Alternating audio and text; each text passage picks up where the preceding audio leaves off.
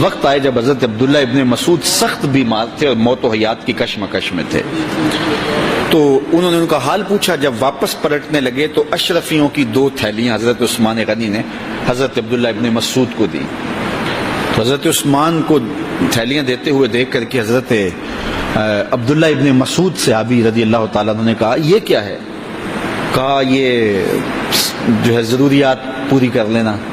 تو آپ نے کہا کہ میں تو جا رہا ہوں، میری تو ضروریات ختم ہو رہی ہیں۔ تو کہا حضرت آپ کی بیٹیاں تو ہیں، بیٹا تو ہے نہیں، تو یہ آپ کے بعد آپ کی بیٹیوں کے کام آ جائیں گے۔ تو حضرت عبداللہ ابن مسعود کا یقین دیکھیے، فرمانے لگے کہ یہ کسی اور کو دے دو، میری بیٹیوں کو ضرورت نہیں رہے گی، اس لیے کہ میری بیٹیاں اتنی دیر تک سوتی نہیں ہیں جتنی دیر تک سورہ واقعہ نہیں پڑھ لیتے، اور میرے رسول نے وعدہ کیا ہے، اور یہ بات میں نے اپنے کانوں سے سنی ہے کہ سورہ واقعہ جو ہے وہ فقر کو دور کرتی ہے، اور میری بیٹیاں سورہ واقعہ کی عامل ہیں۔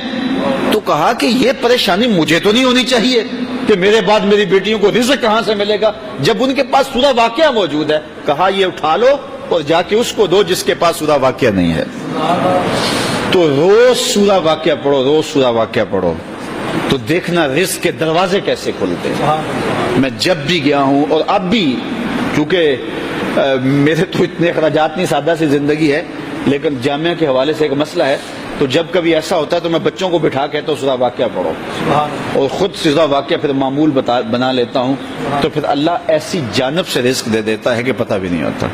تو سورہ واقعہ معمول رکھو۔ آخری بات، اور وہ حضرت سہل بن سعد الساعدی رضی اللہ تعالی عنہ کی مرویات سے ہے۔ شکا رجل الی رسول اللہ دیک المعیشۃ والفقر، ایک شخص حضور کی خدمت میں حاضر ہوا، کہا حضور تنگ دست بڑا ہوں، کثیر العیال ہوں، بچے زیادہ ہیں، ذرائع آمدنی تھوڑے ہیں، میرے لیے کوئی نسخہ ارشاد فرمائیے۔ تو آقا کریم نے اس کو کیا نسخہ دیا؟ یہ سب سے آسان نسخہ، اذا دخلت الدار فسلم علیہ، جب گھر جائے تو گھر والوں کو السلام علیکم کہا کرو، جو ہی گھر میں داخل ہو السلام علیکم، اور اس کے بعد ایک مرتبہ سورہ اخلاص پڑھ دیا کرو، قل هو اللہ احد، یہ عمل شروع کر دو۔ تو کہا یہ بالکل آسان وظیفہ ہے، گھر جاؤ السلام علیکم، اور اس کے بعد ایک مرتبہ سورہ اخلاص، اس عمل کو نہ چھوڑنا۔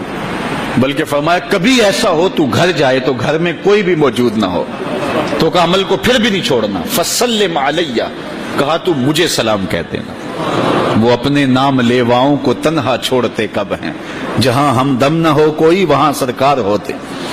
کہا کہ جب کوئی نہ ہو گھر میں تو کہا عمل نہیں چھوڑنا، پھر مجھے سلام کہنا، اور پھر ایک مرتبہ سورہ اخلاص پڑھ دینا۔ وہ صحابی کہتے ہیں میں نے عمل شروع کر دیا، گھر جاتا السلام علیکم، گھر والے بھی خوش، اور اس کے بعد سورہ اخلاص بیٹھنے سے پہلے پڑھ لیتا، اور اگر گھر میں کوئی نہ ہوتا پھر تو مجھے چاہ چڑھ جاتے، پھر میں یا نبی سلام علیکہ پڑھتا، پھر حضور کی بارگاہ میں سلام پیش کرتا۔ اور ملا قاری نے اس پہ گفتگو کی ہے مرقات شرح مشکات کے اندر کہ آخر حضور کو سلام کیوں کہنا ہے۔